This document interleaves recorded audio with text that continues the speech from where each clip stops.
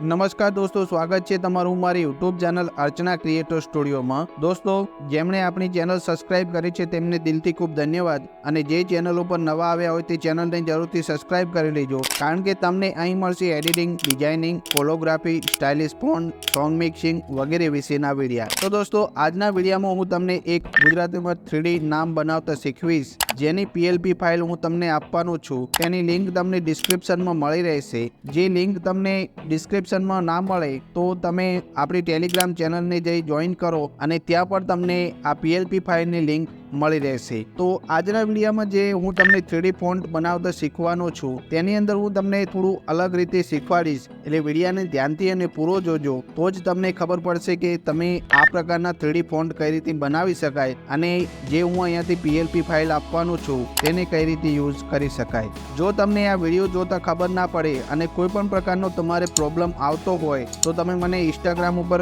Message કરી શકો છો, ત્યાંથી હું તમને દરેક પ્રકારના પ્રોબ્લેમનું સોલ્યુશન લાવવાની કોશિશ કરીશ। તો ચાલો દોસ્તો, જઈએ આપણે મોબાઈલની સ્ક્રીન ઉપર અને જોઈએ કે તમે આ PLP ફાઇલને કઈ રીતે યુઝ કરશો અને આવા 3D ફોન્ટમાં નામ કઈ રીતે બનાવી શકશો। સૌથી પહેલા તમારે કોઈ પણ એક બ્રાઉઝર ખોલી લેવાનું છે, તેની અંદર સર્ચ કરી લેવાનું છે પ્રમુખ ગુજરાતી ફોન્ટ કન્વર્ટર। પ્રમુખ ગુજરાતી ફોન્ટ કન્વર્ટર સર્ચ કરશો એટલે પહેલા નંબરની તમારી સામે વેબસાઇટ આવે, તેને ઓપન કરી લેવાની છે। તેને ઓપન કર્યા બાદ નીચે સ્ક્રોલ કરશો એટલે તમને બે બોક્સ દેખાશે। તો પહેલા બોક્સની અંદર જે પણ નામ તમારે બનાવવાનું છે તે નામ તમારે અહીંયા ટાઈપ કરી લેવાનું છે। આ બોક્સની અંદર તમારે જે નામ બનાવવાનું છે તે અહીંયા ટાઈપ કરી લેવાનું છે। તો મેં અહીંયા જય માતાજી નામ લખી અને ટાઈપ કર્યું છે। પછી તમારે બીજા નંબરનું બોક્સ છે, ત્યાં યુનિકોડ લખેલું છે, તેના ઉપર ક્લિક કરી અહીંયાથી તમારે ચિત્રા ઉપર ક્લિક કરવાનું છે। ચિત્રા હું શા માટે લઉં છું તે હું તમને આગળ વિડીયોમાં બતાવીશ। તમે KAP 127 પણ લઈ શકો છો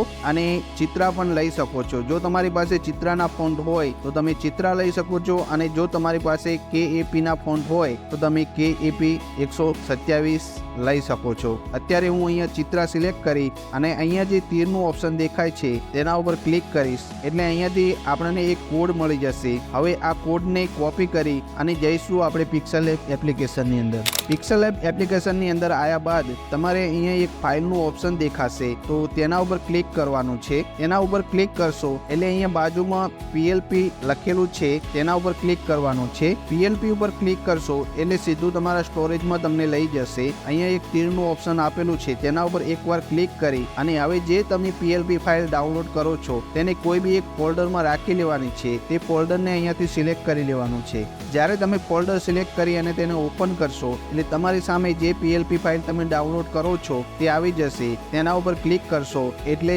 તમારી સામે આવું ઇન્ટરફેસ દેખાય, તો અહીંયાથી ઓપન એન્ડ એડ ઉપર ક્લિક કરવાનું છે। ઓપન એન્ડ એડ ઉપર ક્લિક કરશો એટલે આ PLP ફાઇલ તમારા પિક્સલ લેબ એપ્લિકેશનની અંદર ઓપન થઈ જશે। હવે સૌથી પહેલા તમારે અહીંયા લેયરનું ઓપ્શન છે તેના ઉપર ક્લિક કરવાનું છે। અહીંયા તમને 3 લેયરો જોવા મળશે। પહેલા નંબરની લેયરને સિલેક્ટ કરીશું, અહીંયાથી A નો ઓપ્શન છે તેના ઉપર ક્લિક કરીશું। અહીંયા પહેલો એડિટ લખેલું છે તેના ઉપર ક્લિક કરી અને જે હવે આપણે પ્રમુખ ગુજરાતી ફોન્ટ કન્વર્ટરની વેબસાઇટ ઉપરથી કોડ મેળવ્યો છે તે કોડને અહીંયા પેસ્ટ કરી દઈશું। હવે આ રીતે ત્રણેય લેયરોની અંદર તમારે આ કોડને પેસ્ટ કરી દેવાનો છે। તો જો નામ તમારે લાંબુ હશે તો આ રીતે આવી જશે, તો અહીંયાથી તમારે આ રીતે નામ કરી અને પછી સાઈઝમાં આવવાનું છે અને સાઈઝ ઓછી કરી દેવાની છે।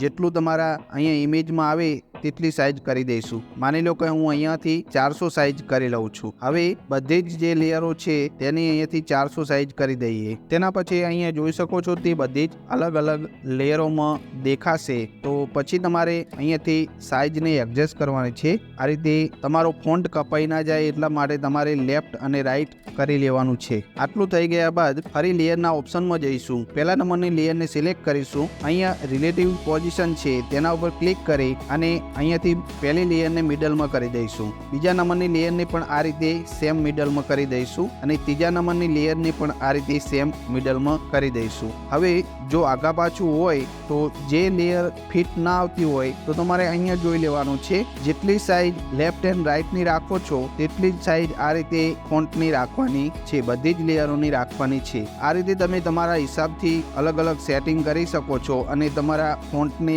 પરફેક્ટ રીતે ગોઠવી શકો છો.